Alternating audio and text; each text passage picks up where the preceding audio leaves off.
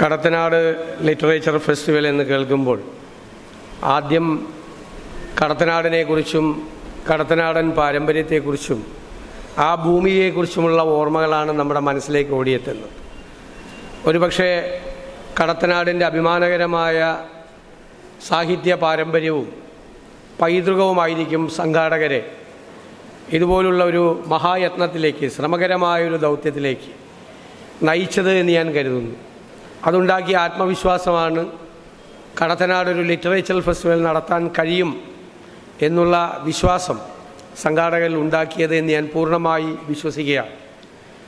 എനിക്ക് ഈ വേദിയിലേക്ക് കടന്നു വന്നപ്പോൾ ഏറ്റവും സന്തോഷം തോന്നിയത് ഒരുപാട് വിദ്യാർത്ഥികൾ ഈ പരിപാടിയിൽ പങ്കെടുക്കുന്നുണ്ട് എന്നതാണ്.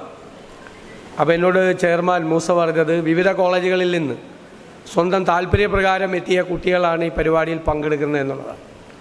പുതിയ തലമുറ വായനയുടെയും എഴുത്തിൻ്റെയും വഴികളിലേക്ക് സഞ്ചരിക്കുന്നു എന്നറിയുന്നതിലുള്ള ആഹ്ലാദം കൂടി ഞാനിവിടെ പങ്കുവയ്ക്കുകയാണ്. യഥാർത്ഥത്തിൽ എഴുത്തും വായനയും എല്ലാം അറിവ് തേടിയുള്ള നമ്മുടെ നിരന്തരമായ അന്വേഷണമാണ്. ജീവിതം തന്നെ ആ അറിവ് തേടിയുള്ള നിരന്തരമായ അന്വേഷണമാണ്. അത് പലർക്കും പലതരത്തിൽ വ്യാഖ്യാനിക്കാം. മതപരവും ആത്മീയവുമായ വിശ്വാസമുള്ളവർക്ക് അത് പൊരുൾ തേടിയുള്ള അന്വേഷണമായി വ്യാഖ്യാനിക്കാം. അല്ലെങ്കിൽ സത്യം തേടിയുള്ള ഇൻ സെർച്ച് ഓഫ് ട്രൂത്ത് എന്ന് നമ്മൾ പറയും, സത്യം തേടിയുള്ള അന്വേഷണമായി അത് വ്യാഖ്യാനിക്കാം. അറിവും പൊരുളും സത്യവും എല്ലാം ഒന്ന് തന്നെയാണ്. അത് യാഥാർത്ഥ്യമാണ്. അത് എന്തെങ്കിലും കെട്ടിച്ചമയ്ക്കപ്പെട്ടതോ കൃത്രിമമായി സൃഷ്ടിക്കപ്പെട്ടതോ ഒന്നല്ല. അറിവ് തന്നെയാണ്. ആ അറിവിൻ്റെ വ്യത്യസ്തമായ തലങ്ങളിലേക്ക്, ഭാവനയിലേക്ക്, അറിവ് സൃഷ്ടിക്കുന്ന ഭാവനാ പ്രപഞ്ചത്തിലേക്കെല്ലാം എഴുത്തുകാരൻ നമ്മളെ കൂട്ടിക്കൊണ്ടു പോവുകയും നമ്മൾ ആ ലോകത്ത് സഞ്ചരിക്കുകയും നമ്മുടെ ജീവിതത്തിൽ അത് വഴികാട്ടികളായി മാറുകയും ചെയ്യുന്ന വ്യത്യസ്തമായ അനുഭവമാണ് വായനയിലൂടെ നമ്മളുണ്ടാകുന്നത്. എഴുത്തും വായനയും ലോകക്രമത്തെ മുഴുവൻ മാറ്റിമറിച്ചതാണ്. ലോകത്തിൻ്റെ സാമ്പത്തിക ക്രമത്തെ, ലോകത്തിൻ്റെ രാഷ്ട്രീയ ക്രമത്തെ, സാമൂഹ്യ ക്രമങ്ങളെ മുഴുവൻ മാറ്റിമറിക്കാനുള്ള കരുത്താണ് എഴുത്തിനും വായനയ്ക്കുമുള്ളത്, അക്ഷരങ്ങൾക്കുള്ളത്. ആദിയിൽ വചനമുണ്ടായി എന്നാണ് പറയുന്നത്. ആ വചനമാണ് ഇന്നും, ആ വാക്കാണ് ഇന്നും, ആ അക്ഷരമാണ് ഇന്നും അഗ്നിയായി കരുത്തായി എല്ലാ പ്രതീക്ഷയുടെയും അവസാന വാക്കായി നമ്മുടെ മുമ്പിൽ നിൽക്കുന്നത്. നമ്മുടെ ജീവിതവും നമ്മുടെ ചുറ്റുപാടുകളും നമ്മൾക്കുണ്ടാക്കുന്ന വിശ്വാസക്കുറവ്, നമുക്കുണ്ടാകുന്ന അപകർഷതാബോധം, നമുക്കുണ്ടാകുന്ന നിരാശ, ഇതിൽ നിന്നെല്ലാം നമ്മളെ തിരിച്ച് കൈപിടിച്ച് കൊണ്ടുവന്ന് ആത്മവിശ്വാസത്തിൻ്റെയും ലക്ഷ്യബോധത്തിൻ്റെയും നമ്മൾ ചെയ്യേണ്ട ത്യാഗപൂർണമായ നമ്മുടെ ജീവിതത്തിലേക്കും നമ്മളെ കൂട്ടിക്കൊണ്ടുവന്ന് നമുക്ക് കരുത്തു പകരുന്ന ഒന്നാണ് എഴുത്തും വായനയും. നമ്മൾ പലപ്പോഴും ആലോചിക്കും, ആരാണ് നമ്മളെ നയിക്കുന്നത്, ആരാണ് നമ്മളെ നിയന്ത്രിക്കുന്നത്, ആരാണ് നമ്മളെ മുന്നോട്ട് കൊണ്ടുപോകുന്നത്? വായനക്കാരനായ ഒരാൾക്ക് പറയാൻ കഴിയും, അയാളെ കൂട്ടിക്കൊണ്ടുപോകുന്നത്, അയാളെ നയിക്കുന്നത്, അയാളെ കൈപിടിച്ചു കൊണ്ടുപോകുന്നത് എഴുത്തുകാരനാണ്.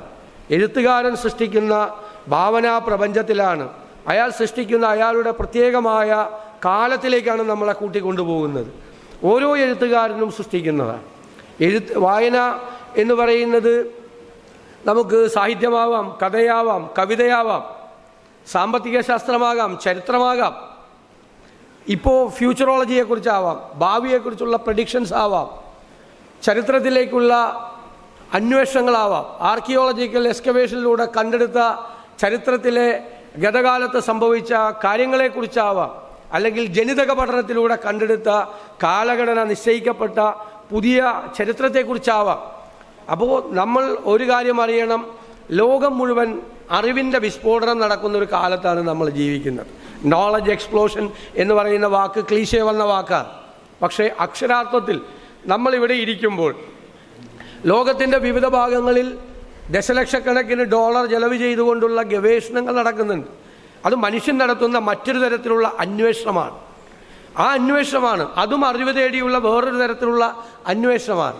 ഹൈന്ദവ വിശ്വാസപ്രകാരം പറയും, പൊരുൾ തേടിയുള്ള അന്വേഷണത്തിന് പല മാർഗങ്ങളുണ്ട്. ഒന്ന് ഭക്തിമാർഗമാണ്, ഒന്ന് ജ്ഞാനമാർഗമാണ്, ഒന്ന് കർമ്മമാർഗമാണ്. അപ്പോൾ കർമ്മം ചെയ്യുന്നതും ഭക്തിയോടുകൂടി സമീപിക്കുന്നതും ജ്ഞാനത്തിൻ്റെ മാർഗത്തിലൂടെ പോകുന്നതും എല്ലാം നേരത്തെ പറഞ്ഞതുപോലെ പൊരുൾ തേടിയുള്ള, സത്യം തേടിയുള്ള, അറിവ് തേടിയുള്ള അന്വേഷണമാണ്. അപ്പോൾ ലോകത്ത് നടക്കുന്ന മനുഷ്യൻ്റെ ചരിത്രത്തിൽ അല്ലെങ്കിൽ മനുഷ്യൻ്റെ പരിണാമ ചരിത്രത്തിൽ വലിയ വലിയ മാറ്റങ്ങൾ ഉണ്ടാക്കിയ ഒരുപാട് കാര്യങ്ങൾ ലോകത്ത് നടന്നുകൊണ്ടിരിക്കുകയാണ്. അപ്പോൾ വായന എന്ന് പറയുന്നത് സാഹിത്യത്തിൽ മാത്രം ഒതുങ്ങി നിൽക്കുന്ന ഒന്നല്ല, അത് സയൻസിലേക്കും ചരിത്രത്തിലേക്കും എല്ലാ സാമ്പത്തിക ശാസ്ത്രത്തിലേക്കും എല്ലാം കടന്നു പോകുന്ന ഒന്നാണ്. ഒന്ന് ഗതകാലത്തിലുണ്ടായ സംഭവങ്ങളെക്കുറിച്ച് അറിഞ്ഞാൽ മാത്രമേ നമുക്ക് ഇനി വരാനിരിക്കുന്ന കാലത്തെ എങ്ങനെ നേരിടണം, അല്ലെങ്കിൽ വർത്തമാനകാലത്തെ പ്രതിസന്ധികളെ നമുക്ക് എങ്ങനെ മറികടക്കാൻ കഴിയുമെന്ന് നമുക്ക് ചിന്തയുണ്ടാകും. ഞങ്ങളെപ്പോഴും പറയും, 20-ാം നൂറ്റാണ്ടിൻ്റെ ആദ്യ പകുതിയിൽ നടന്ന സംഭവവികാസങ്ങൾ, ലോകത്തുണ്ടാക്കിയ പ്രശ്നങ്ങൾ, ലോകത്ത് നാസിസവും ഫാസിസവും കമ്മ്യൂണിസവും വേറൊരു രീതിയിൽ വളർന്നു വന്ന് ജനങ്ങളുടെ അഭിപ്രായത്തെയും അവകാശങ്ങളെയും മനുഷ്യൻ്റെ ആഗ്രഹങ്ങളെയും അവൻ്റെ സ്വാതന്ത്ര്യത്തെയും എല്ലാം അടിച്ചമർത്തി അരാജകത്വത്തിലേക്കും അല്ലെങ്കിൽ ഏകാധിപത്യത്തിലേക്കും മനുഷ്യന് പ്രസക്തിയില്ലാത്ത, മനുഷ്യന് അവകാശങ്ങളില്ലാത്ത ഒരു കാലത്തേക്കും കൂട്ടിക്കൊണ്ടുപോവുകയും അവൻ ഗ്യാസ് ചേമ്പറിൽ അടയ്ക്കപ്പെടുകയും ലക്ഷക്കണക്കിന് എന്ന് വെച്ചാൽ കണക്കുകളില്ലാത്ത തരത്തിൽ ലക്ഷക്കണക്കിന് ആളുകൾ കൊല ചെയ്യപ്പെടുകയും ചെയ്ത ഒരു കാലമുണ്ട്. അത് ജർമ്മനിയിൽ മാത്രമല്ല, അത് ജർമ്മനിയിലും അത് ഇറ്റലിയിലും അത് റഷ്യയിലും അത് പോൾപോട്ടിൻ്റെ കംബോഡിയയിലും അത് ചൈനയിലും ലോകത്തിൻ്റെ വിവിധ രാജ്യങ്ങളിൽ മനുഷ്യന് അടിച്ചമർത്തപ്പെട്ടിട്ടുണ്ട് പല രീതിയിൽ. അത് മുതലാളിത്തവും അടിമത്തവും നിന്നൊരു കാലഘട്ടത്തിൽ മാത്രമല്ല, അടിമത്വത്തിൽ നിന്ന് മനുഷ്യനെ മോചിതമാക്കിയ ഒരു പ്രതീക്ഷയുണ്ടാക്കിയ ഒരു കാലത്ത് പോലും അധികാരത്തിൽ വന്ന ആളുകൾ അധികാരത്തിൻ്റെ ധാർഷ്ട്യം കൊണ്ട് ജനങ്ങളുടെ സ്വാതന്ത്ര്യദാഹത്തെയും അവൻ്റെ അറിവ് നേടാനുള്ള അവൻ്റെ അന്വേഷണത്തെയും അടിച്ചമർത്തിയ ഒരു കാലമായിരുന്നു 20-ാം നൂറ്റാണ്ടിൻ്റെ പകുതി. അപ്പോൾ അന്നത്തെ കാലഘട്ടത്തെക്കുറിച്ച് എഴുതിയ പുസ്തകങ്ങൾ പുതിയ തലമുറയിലെ കുഞ്ഞുങ്ങൾ വായിക്കണം. കാരണം എന്നെ ഭീതിപ്പെടുത്തുമാറ് പുതിയ തലമുറയിലെ കുട്ടികൾ പറയുന്നത് ഞാൻ കേട്ടിട്ടുണ്ട്, ഇതെന്ത് ജനാധിപത്യമാണ്, ഇവിടെ ഏകാധിപത്യം മതിയായിരുന്നു, ഇവിടെ പട്ടാള ഭരണം മതിയായിരുന്നു എന്ന്. ഞാനവരെ കുറ്റപ്പെടുത്തില്ല. ജനാധിപത്യത്തെക്കുറിച്ചുള്ള വിശ്വാസം തകർന്നത് അതിൽ ഞങ്ങളെല്ലാവരും പങ്കാളികളാണ്. എല്ലാ രാഷ്ട്രീയ പാർട്ടികളിലും പെട്ട രാഷ്ട്രീയ നേതൃത്വം അതിൽ പങ്കാളികളാണ്. ജനാധിപത്യത്തെക്കുറിച്ചുള്ള വിശ്വാസം ആളുകൾക്ക് അതിൻ്റെ വിശ്വാസ്യത തകർത്തതിൽ.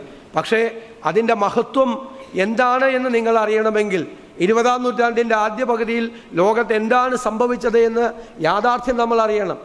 ആ കാലത്ത് അല്ലെങ്കിൽ ആ കാലത്തിന് ശേഷം ആ കാലഘട്ടത്തെ അടയാളപ്പെടുത്തി വെച്ച കൃതികൾ ധാരാളമുണ്ട്.